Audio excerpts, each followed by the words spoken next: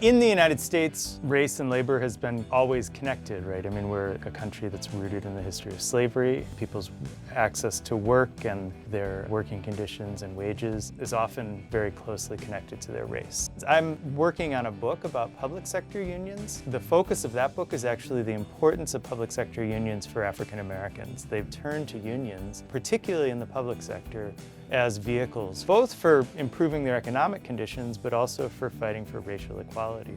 The community-engaged scholarship that I've been most recently involved in has been around the questions of police unions after the murder of George Floyd. I think a lot of people saw the role that police unions played in both defending police from criticism for their actions and also for putting broader protections in place that limited accountability for police for racist violence. Police unions are public sector unions. The legal structures that protect police and their right to form unions are the same legal structures that protect garbage collectors and their rights to form unions. I worked with a civil rights organization, Community Change, and the Labor and Work-Life Center, which is connected to Harvard Law School, trying to find ways that we could change collective bargaining laws for police, or for public sector workers in general, to increase accountability for police violence, but in ways that would not undermine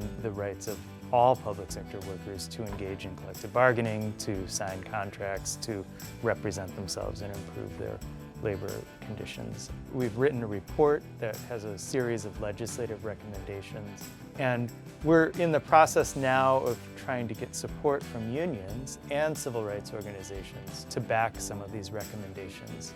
The state of Colorado just passed a new collective bargaining law for public employees, and it actually incorporates some of our recommendations. Obviously, I study history because I think it has an impact on the present, and so it is rewarding when those sort of connections between the past and the present and people are interested in it.